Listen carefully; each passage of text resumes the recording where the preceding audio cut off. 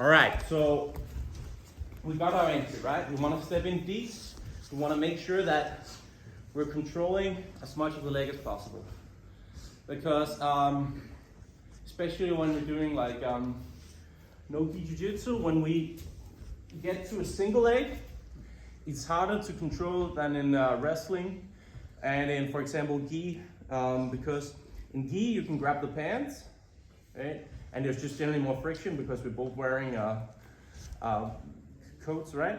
And in wrestling, people have shoes on. So even though I get in on the leg and maybe magic starts to slip out, like I can control the shoe way better than I can control a slippery foot here, okay?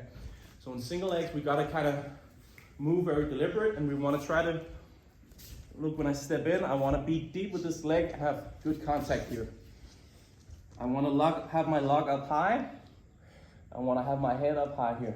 If I already start down here, now if magic pushes, kicks out, I can lose him pretty easy. So when I make my entry, I wanna make sure that I step deep and I have a log high, so I have as much capital here as possible, because it's slippery and he's gonna look to push out, so I wanna be as close to him as possible, right? From here, different ways we can go about it. It all depends kind of also how he's defending, right? One thing here is, if he's not putting in a whizzer here, if he's not shooting his arm through here, I can look to upgrade and go to the body lock. Okay, it's a really solid upgrade, because now he can't just slip his hip out, right? It's a more robust grip to go to the body lock, especially if we can get behind him here. Which is why one of the common defenses is that he throws in a whizzer here and throws his arm in here. Okay, so when he throws that arm in, he's more connected to me, but it's harder for me to go around the back. And also, if I try to reach and overdo this, there's a chance he can throw me with Uchimata here, and I'll end up in the wrong side of a highlight reel. Okay. So we go in, he shoots his arm through here for a whizzer, tries to pull up my shoulder here. From here, what I want to look to do is I want to look to run the pipe. I'm looking to step my back leg, that's my right leg here, in front of him. I'm looking to drop my shoulder to his hip, and I'm going to look to kind of circle this way around as I try to bring his hip down to the mat the other way. So Magic has a tight whizzer. So drop this, circle him down, and want to stay above him here. Okay. The reason why this works great against the whizzer is because when he goes here, he connects really well to me here. So when I start to move and shift and put weight over his hip, most of his body weight will go that way, okay? So if he didn't have a whizzer and I try to run the pipe, he can balance more easily. But when he's tightly connected here, he goes down easier, okay? So that's gonna be our first finish. So let me just show it without magic. I feel like he's tight here. What I'm looking to do is I'm looking to step in front as I circle my hips back and drop my shoulder here. I'm gonna kind of do it. I can do it in one big chop, but it'll be done in like a couple of small chops. So sometimes I'm just in real tight and I can do it in like one chop. But if he has good balance, sometimes it'll be a couple of chops. Sometimes it'll be like here, here, here. When I bring him down, I want to stay on my feet. I don't want to land on him here. And from here, I can look to work my passing, look to follow up on his reaction if he's trying to go back to the feet or whatever, okay? So when you do this, you gotta make sure you have contact with your head. My head is pushing here. My shoulder here is dropping down on his hip. I have to move this leg back and this leg in front of him. If I don't move this leg back, I'm just pulling his weight down to my foot. But when I move that leg back, I make space for him to drop down into. Okay? Your partner, you want to have a tight whizzer.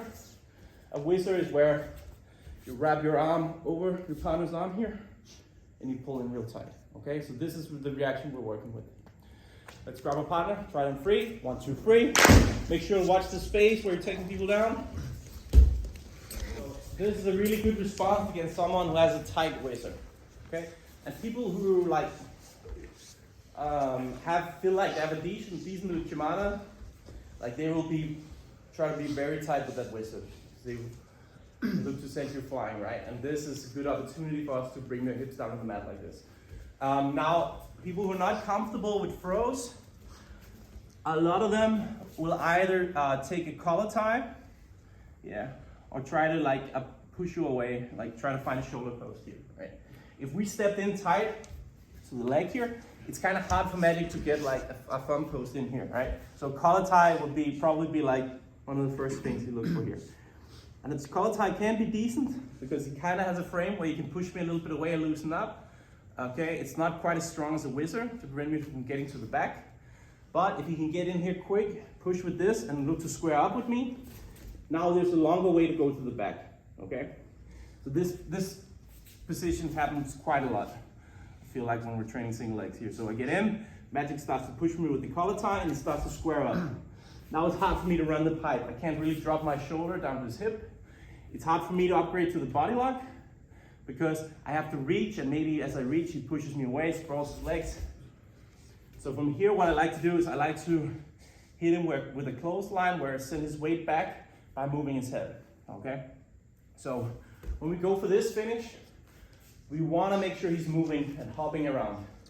The longer he's standing still, I should have like an alarm going off in my head like shit's about to go bad, okay? The longer I stand still in a single, the more my ends are counters. So I want him hopping. So I'm making him hop, I'm making him jump around, he's pushing me away, he's squaring up.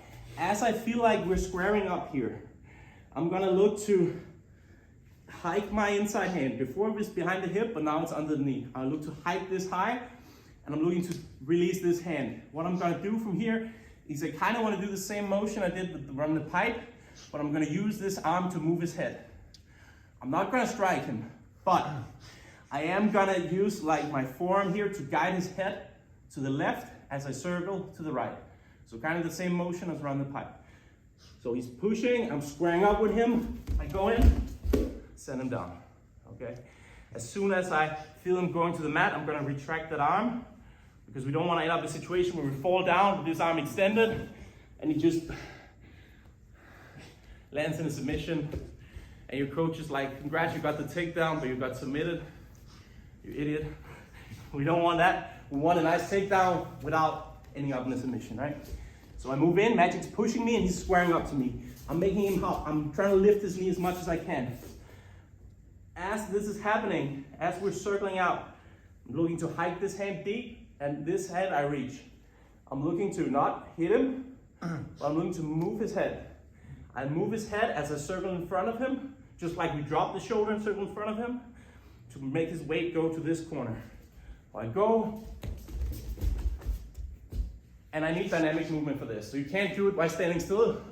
Just look like you're trying to knock him out in a bar fight, right? We want him to move, go, bring him down, okay?